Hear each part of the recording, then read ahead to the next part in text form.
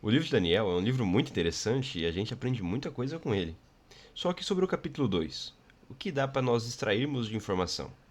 E além disso, eu posso aprender algo para os dias de hoje com relação ao livro? É isso que nós veremos aqui no canal hoje. Esse é o canal Rumo ao Céu e sejam bem-vindos a mais um vídeo.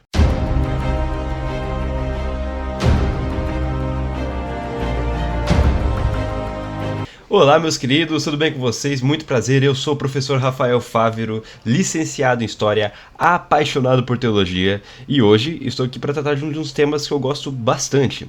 Aliás, quando a gente fala de profecias, os livros proféticos como Daniel e Apocalipse, são livros que eu gosto bastante e eu estudo bastante sobre. E hoje, eu não tenho certeza se eu vou acabar com vocês o capítulo 2 de Daniel, sendo bem sincero, porque o capítulo 2 traz muitas nuances que são interessantíssimas e são importantíssimas. Então, seria complicado para mim passar algumas coisas batidas. Existem questões, por exemplo, que eu vou falar com vocês hoje, que são pontos são pontos em discussão que não tem como chegar aqui para vocês e falar é isso e ponto final.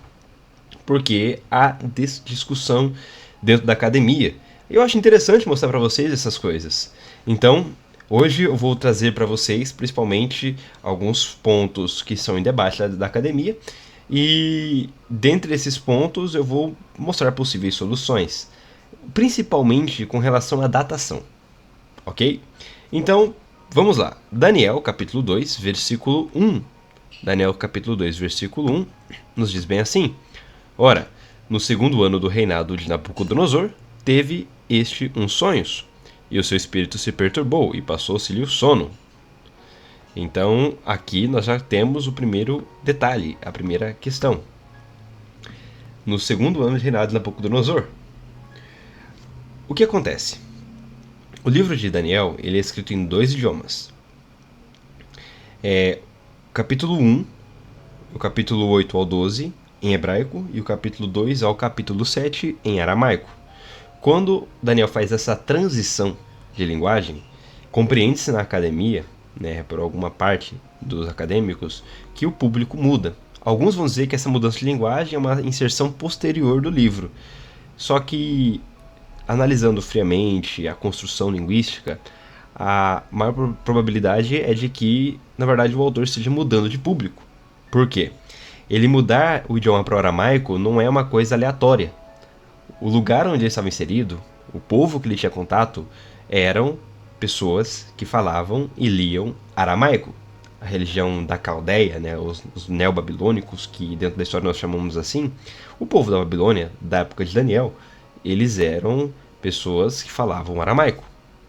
Então, ele mudar o idioma para o aramaico do capítulo 2 até o capítulo 7, entende-se que ele está falando diretamente com as pessoas que falam o aramaico. Então, isso já mostra pra gente que tem alguma mudança em questão de significado e estrutura quando o idioma muda. Então, qual que é o problema? Capítulo 2 informa evidentemente que ele acontece no segundo ano de reinado de Nabucodonosor. Só que como nós vimos, o capítulo 1 ele acontece no ano 605, ele começa no ano 605. Então Daniel começou o seu treinamento no ano 605, porque Daniel passaria por um treinamento de 3 anos com base no ano que ele chegou. E ele chegou em Babilônia no ano 605, provavelmente no que nós conhecemos como mês de outubro, que ele seria o 8º mês na época, né? E depende aí do calendário que a gente está colocando e usando de base. Mas provavelmente pelo mês 8 ali, que seria o nosso mês de outubro hoje, nosso mês 10. Se Daniel chegou em outubro e ficou 3 anos em treinamento, o que acontece? Daniel passaria 605 até 604. Vamos falar de outubro a outubro para ficar um pouco mais fácil. De outubro de 605 até outubro de 604. Lembrando que quando a gente fala em antes de Cristo, a gente conta para trás, não para frente. Então 605, 604. De 604 até outubro de 603, o mês 8 no caso, né? E de 603 até outubro de 602. Então, quando o capítulo 2 afirma que Daniel que o rei Nabucodonosor teve esse sonho no segundo ano do seu reinado, algumas pessoas vão inferir que o capítulo 2 ele acontece antes do final do capítulo 1. Gramaticalmente e pela cronologia não seria esquisito para o texto. A forma de escrita da época aceita essas mudanças, essas formas de escrita. Mas, bom, quais são os problemas? Se o capítulo 2 ele acontece antes do final do treinamento, então Daniel não era um mago. Ele era apenas um aluno, um estudante. E isso mostraria que Deus utiliza as pessoas a despeito de suas formações ou suas capacidades. E também seria lógico inferir que esse ponto fez com que lá no final do treinamento Daniel e seus amigos fossem colocados como 10 vezes mais doutos e colocados um cargo alto. A problemática ela está em alguns pontos. Eu antes adotava essa abordagem e até dizia pragmaticamente que esse era o ponto. Que Daniel 2 aconteceu antes do final do Daniel 1. Só que com base em qual cronologia? Porque, vamos olhar, o capítulo 2 ele vai acontecer no segundo ano de reinado de Nabucodonosor. Quando que é o segundo ano de reinado de Nabucodonosor? Quando nós olhamos na linha cronológica babilônica, o segundo ano de reinado de Nabucodonosor não é como a gente contaria 604, porque ele assume o trono em 605. Os babilônios eles costumavam utilizar o sistema de ano de ascensão. Ou seja, quando Nabucodonosor sobe no trono, não se conta esse ano, é como se fosse um ano zero. Então, o primeiro ano de reinado de Nabucodonosor seria 604. Então, o ano de 604 seria o segundo ano de reinado de Nabucodonosor. E o ano o primeiro ano de reinado de Nabucodonosor. E o ano 603, aí sim seria o segundo ano de reinado do rei Nabucodonosor. Beleza, então ainda a contagem está batendo, né? 603 a 602 é o segundo ano. Então o tempo de treinamento de Daniel aconteceu no ano durante o segundo ano de reinado de Nabucodonosor. Só que o que diz o texto que seriam 3 anos integrais? Seriam 3 anos contadinhos, 365 dias em 3 vezes. O texto não infere nada disso. Então a academia tem um debate, um problema nessa contabilização por conta disso. Então é complicado afirmar, para longe de qualquer dúvida, que Daniel, capítulo 2, aconteceu antes do final do capítulo 1. Ao mesmo tempo, é complicado afirmar que Daniel, capítulo 2, não aconteceu no final do capítulo 1. Existe uma questão de contagem, de cronologia, e que tem muito debate na academia sobre. Então, nesses aspectos, levando em consideração isso, nós normalmente ignoramos esses fatos e olhamos para os fatos mais táteis. O que são fatos mais táteis? O que o texto está dizendo claramente. Então, se aconteceu antes do final do treinamento, se aconteceu depois do final do treinamento, em tese isso não importa. Isso vai nos dar base para outros tipos de análises que não são importantes em questões de interpretação do texto, entendimento do texto. O texto ele tem uma interpretação e uma compreensão mais relevante. Então, sobre datação, isso não vem muito ao caso.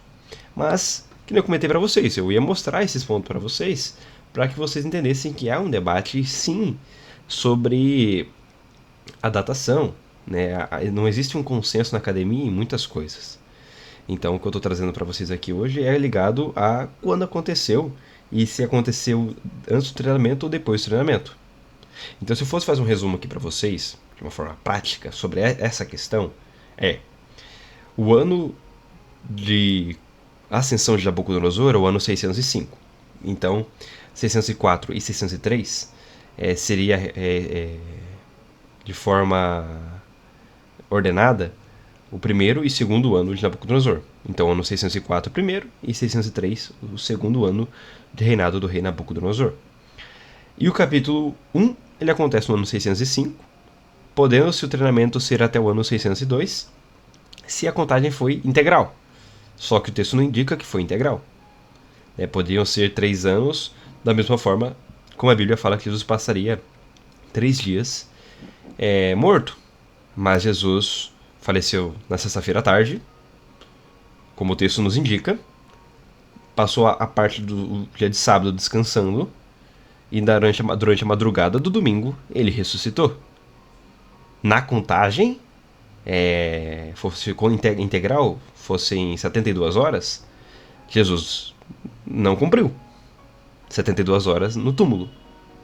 Mas ele entrou no túmulo na sexta, passou no sábado e ressuscitou domingo.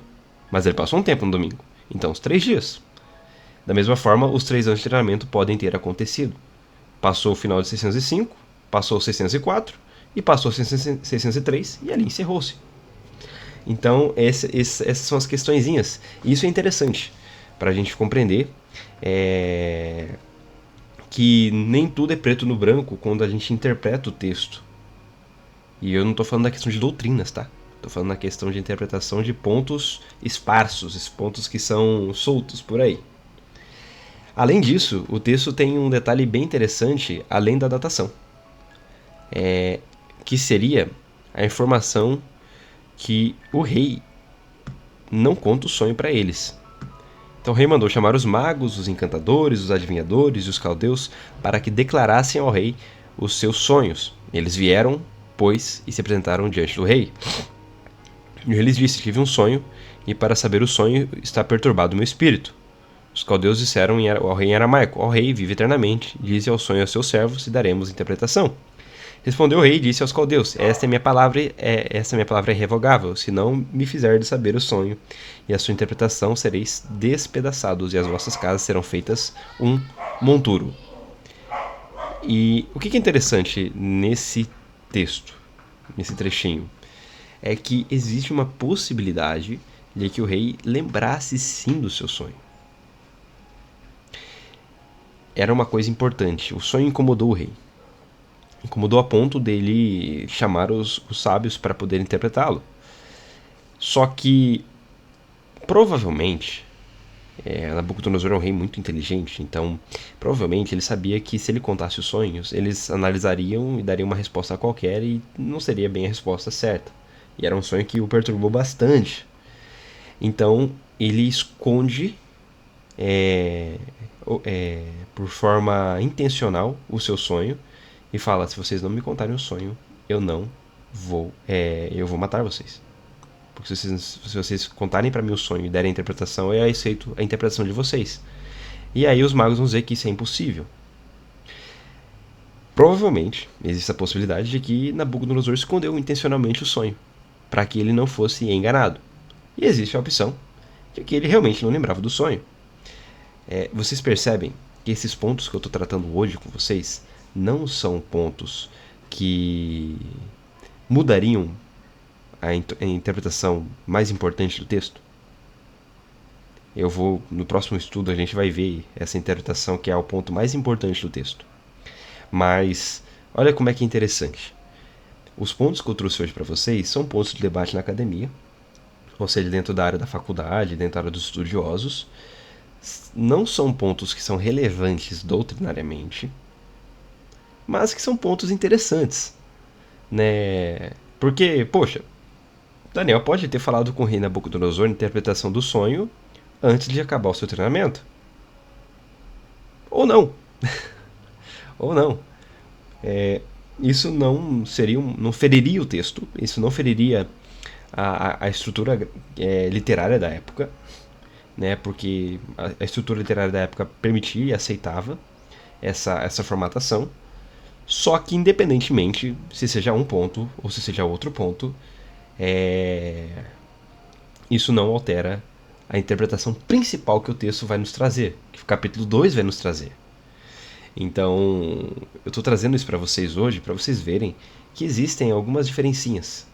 Diferencinhas essas, de análise e interpretação, que não alteram o significado final do texto.